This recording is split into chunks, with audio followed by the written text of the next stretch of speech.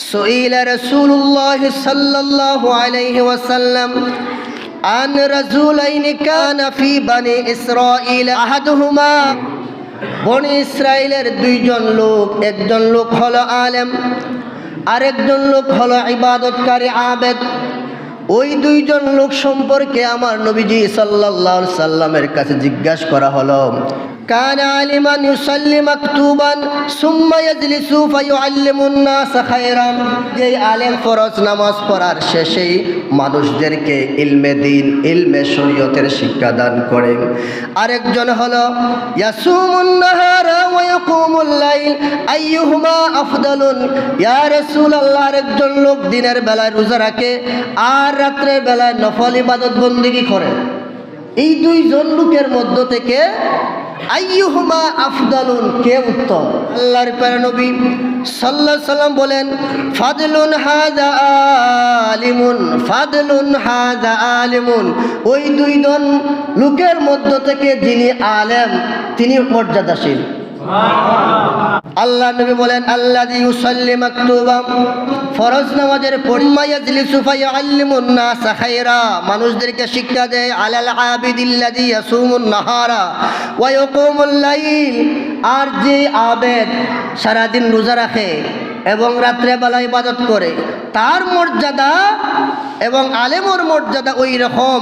কাফাদিলি আলা আদনাইকুম, আমি রসুলের মর্যাদা যেভাবে একজন সাধারণ মানুষের কাছে যেমন, আবেদের কাছে ওই আলেমের মর্যাদা সেই রকম। আর একটু জুড়ে বলেন সুবহানাল্লাহ। আউল ফাউল বাউল, যাদের পুরো কোরআন এবং হাদিসের জ্ঞান বিন্দু পরিমাণ নাই, গলার স্বর, কণ্ঠস্বরকে পুঁজি করে আজকে মাঠে ময়দানে হাজার হাজার মাহফিল হচ্ছে, কিন্তু বিন্দু পরিমাণ এই ওয়াজ মাহফিলের মধ্যে তাসির হেদায়েতের নূর নাই। কেননা ওই সমস্ত আউল ফাউল বাউল বক্তার কোরআন হাদিসের জ্ঞান নাই, শুধুমাত্র তাদের কণ্ঠটাই মূল পুঁজি, এর লাগে হেদায়েত নাই। আর মানুষেরা মনে করে কি জানেন, এই মনে সবচাইতে বাংলাদেশের বড় বক্তা, যে ইউটিউব দিকটা অপারেশন করে, আর যে 18 বছর 22 বছর লেখাপড়া করে এমবিবিএস ডাক্তার হয়েছে, এই দুই অপারেশনের মধ্যে ব্যবধান আছে কিনা নাই? ইউটিউব দিকটা সুর মিলাইলেন, কপি করলেন অমুক বক্তা তমুক বক্তার, আর অমুক ফাউলের অমুক বাউলের গান বললেন, এই সে করলেন, আর বললেন যে সুন্দর জিকির করছে।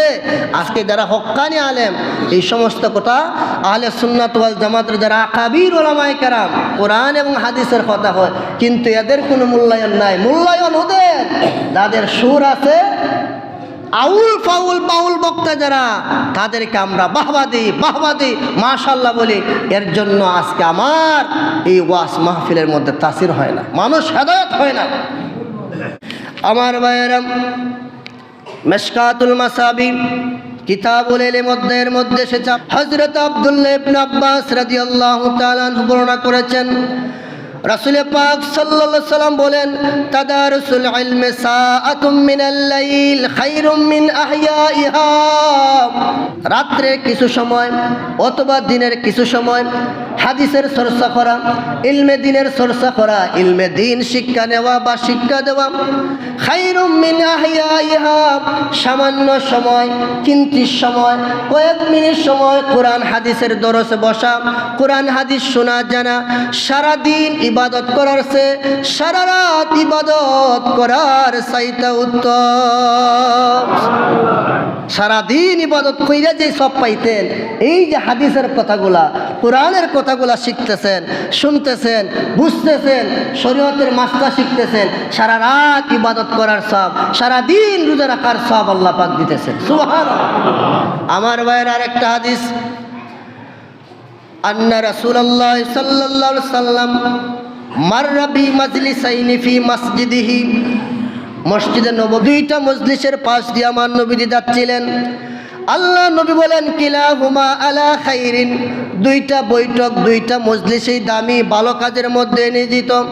আহাদুহুমা আফদালুন মিন সাহিবিহি, কিন্তু দুইটা বৈঠকের মধ্য থেকে একটা বৈঠক ওই একটা মজলিস হলো অধিক দামি। সুবহানাল্লাহ বলেন। দুইটা মজলিস ভালো কাজের মধ্যে নিয়োজিত। এই দুইটা বৈঠকের মধ্য থেকে একটা বৈঠকের মর্যাদা বেশি, একটা বৈঠকের পরিচয় নবী দেন। আম্মা হাউলাই ফায়াদউনাল্লাহ ওয়া ইয়ারগাবুনা ইলাইহি ফাইন শাআ আতাহুম ওয়া ইন শাআ মানাহুম। একটা বৈঠক হলো তারা আল্লাহর কাছে দোয়া করতেছে, আল্লাহর প্রতি মনোনিবেশন করতেছে। আল্লাহ নবী বলেন আল্লাহ পাক তাদের দোয়া কবুল করতে পারেন, আবার নাও করতে পারেন, তাদেরকে দিতে পারেন, আবার নাও দিতে পারেন। আর একটা দল হলো আম্মা হাউলাই ফায়াতাআল্লামুনাল ফিকহি আও ইলমি ওয়া ইউআল্লিমুনাল জাহিল। আর একটা বৈঠকের মধ্যে তারা কোরআন শিখছে, ফিকহা শিক্ষা দিচ্ছে, মাসলা মাসাইল শিক্ষা দিচ্ছে, মূর্খদেরকে যারা অজ্ঞ যারা জাহেল যারা জানে না তাদেরকে শিক্ষা দেওয়া হচ্ছে। আমার নবী বলেন ফাহুম আফদলুন, ওই মজলিসের চাইতে যেই মজলিসে দিন শিক্ষা দেওয়া হচ্ছে সেটাই হলো উত্তম। আর মহব্বতে বলেন সুবহানাল্লাহ। এরপরে নবী বলেন ইন্নামা বুইসতু মুআল্লিমান, কে আমি রাসূলকে শিক্ষক করে প্রেরিত করেছেন। সুম্মা জালাসা ফীহিম, এরপর নবীজি ওই মজলিসের মধ্যে বসে গেলেন যে মজলিসে ফিকহ শরীয়ত শিক্ষাদান করা হচ্ছে। সুবহানাল্লাহ।